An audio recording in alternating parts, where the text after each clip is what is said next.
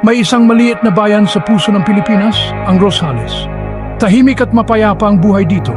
Masisipag ang mga tao at mahal nila ang kanilang bayan. Sa tuktok ng burol, may nakatayong isang lumang mansyon. Ito ang tahanan ng pamilya Del Valle, ang pinakamayamang pamilya sa Rosales. Matagal nang nababalot ng misteryo ang mansyon. Maraming kwento tungkol sa mga kakaibang pangyayari sa loob nito. Pero walang may lakas ng loob na alamin ang katotohanan. Isang araw, nabasag ang katahimikan ng Rosales. Isang krimen ang naganap sa loob mismo ng mansyon. Ang biktima ay si Don Ernesto Del Valle, ang haligi ng pamilya. Natagpuan siyang wala ng buhay sa kanyang sariling silid.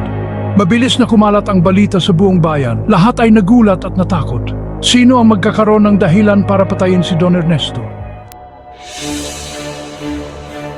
Agad na nag-imbestiga ang mga autoridad. Pinangunahan ito ni Kapitan Mateo, ang hepe ng pulisya. Nagsimula na silang magtanong-tanong, pero parang walang nakakita o nakarinig ng kahit ano. Limitado lang ang mga ebidensya. Ang mga katulong lang sa mansyon ang saksi at lahat sila ay takot na takot. Isa-isa nilang ikinuwento ang mga huling sandali ni Don Ernesto. Ayon sa kanila, maaga raw natulog ang Don nung gabing iyon. Wala raw kakaiba sa kilos nito. Wala rin silang napansing kahina-hinalang tao sa paligid. Mas lalong lumalim ang misteryo dahil dito. Paano naganap ang krimen kung walang nakapasok sa mansyon? At ano ang motibo ng pumatay? Sa gitna ng kaguluhan, isang binatang dumating sa Rosales. Siya si Franco, ang apo ni Don Ernesto. Matalino at mapagmasid si Franco. Agad niyang pinagdudahan na hindi pangkaraniwang krimen ang nangyari. Naniniwala siyang may tinatago ang mga tao sa paligid niya. Sa tulong ni Aling Ising, ang matapat na mayordoma ng pamilya, sinimulan ni Franco ang sarili niyang investigasyon. Inisa-isa niya ang mga posibleng suspek, si Dolores, ang mapag-imbot na asawa ni Don Ernesto, si Ramon, ang ambisyosong anak, at si Margarita, ang misteryosang manghuhula sa bayan. Lahat sila ay may kanya-kanyang lihim na itinatago, at lahat sila ay may dahilan para patayin si Don Ernesto. Habang nagpapatuloy ang investigasyon, natuklasan ni Franco ang ilang kakaibang simbolo sa pinangyarihan ng krimen. Hindi pamilyar kay Franco ang mga simbolong ito, pero alam niyang may kinalaman ito sa nakaraan ng kanyang pamilya.